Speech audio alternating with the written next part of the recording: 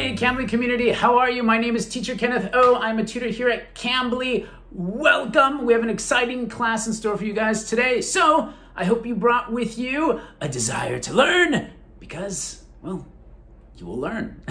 Today, we will be talking about 10 descriptive words to use instead of very, which I have to say can be very monotonous. Very is a good word. Just don't overuse it, right? So let's get started. Okay, the first word, descriptive word that we'll be using is scorching, right? The adjective means very hot, right? Scorching. In the summer here in the US, like where I live in Pennsylvania, it can be quite scorching. Like you might think at times that you're in the Sahara Desert, right? It was a scorching hot day. Today, incidentally, was a scorching hot day. I don't want to go outside in this scorching heat. Well, I thought I made that clear before. No, never. Unless, of course, you can give me like an astronaut capsule, right? Like a helmet and, you know, somehow, I don't know, put in a tube and get like air in there, like cold air. That would be awesome, right? Okay, number 2, rapidly. The adjective rapid movement, and rapidly, the adverb, mean very fast or suddenly. Teacher Kenneth O moved rapidly, right? Excellent. Another example. My English has seen a rapid growth with Cambly. Probably has. Talking to natives, anytime, anywhere, it's probably had that effect. Another example might be, I was walking rapidly away from the angry dog. Walking?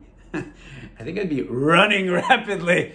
Adjective number 3, ravenous. I, in full disclosure, have a ravenous appetite.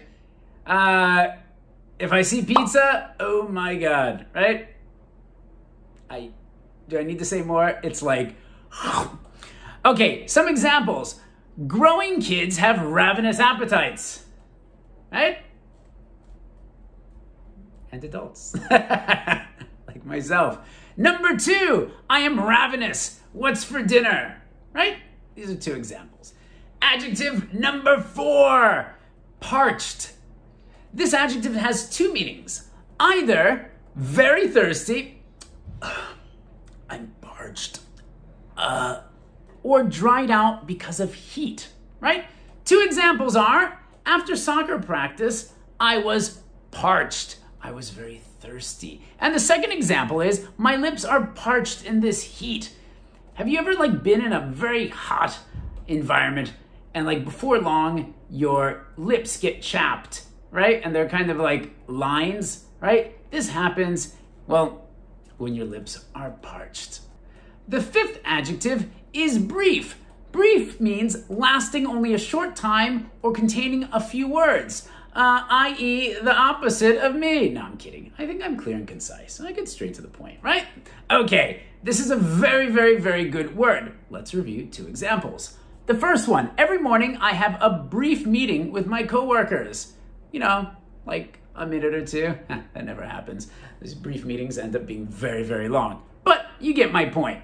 Number 2, I sent a brief email to my mom. Hey, Mom. Love you. We'll call. And adjective number 6 is superb, right? Or you have the adverb superbly, right? These words mean excellent quality or impressive. Oh, that was superb. What a wonderful performance of Hamlet. It was a superb performance. You performed superbly. Notice the adverb modifies the verb, right? You performed, verb, superbly, right? You did an awesome job. Let's look at 2 examples. The first one is, she is a superb ballet dancer. Can you imagine me ballet dancing? Forget about it, right? But I've seen wonderful ballet dancers and, well, they have all been superb. They danced superbly. And a second example is Messi played superbly in his last match. And adjective number 7. All right, first, my lips are getting a bit parched here. We're incorporating some of the adjectives already, right? Adjective number 7 is freezing. This means very cold. First example, the weather in Canada is freezing in the winter. I can attest to that. I'm not from Canada. I had to work in a place called Guelph before. I loved Guelph, but it was, in fact, freezing. Second example, my hands were freezing without my gloves. Guys, I have very long fingers, right? If I don't wear gloves in the winter in Pennsylvania, my fingers will be frostbitten by the time I can say, like, frostbitten, right? Gloves when it's very cold, i.e. freezing. And adjective number 8 is exhausted, right? The adjective means very tired, right? When you work a very long day, 9, 10, 11, 12 hours, yeah, you're likely going to be exhausted, right? Then you get a good night's rest. I don't snore. Maybe a little, right? You wake up and you are no longer exhausted, right? You're full of energy. Good. And adjective number 9 is dull. I hope I'm not dull. That's like a bad word, right? Especially for a teacher. Hey teacher, you're dull.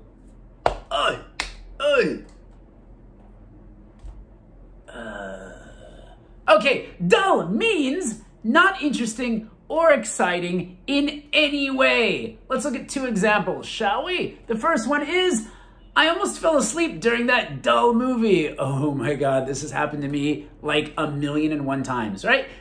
And it's particularly bad when you have these plush chairs, right? They're so comfortable. They're like beds. And you're just like ow. And the second example is, the story in the newspaper was very dull, right? Quite possibly because the columnist kept repeating the word very. And I went like, oh my God, stop. Guys, adjective number 10 is anxious. And the adverb, the corresponding adverb is anxiously. This adjective, anxious, and the adverb, anxiously, mean worried or nervous. Will the Cambly community like this video? I hope so. Oh my God, I'm so anxious. Right? Right. That is anxious. Let's look at 2 examples, shall we? The first one is, she always gets anxious before a big exam. I can definitely relate to this. I remember when I was a kid, I would get a little nervous before a big midterm or final because it was weighted so heavily, right? So I would get anxious. Let's look at another example. I waited anxiously for my IELTS test results. Please, I hope I got a 9, please. I've never actually had to take the IELTS exam, though I've taught for it, and, well, that's something else Cambly can help you with. That was your lesson on 10 descriptive words to use instead of very. For those of you who are still unfamiliar with Cambly, Cambly gives you instant access to friendly native English speakers like myself.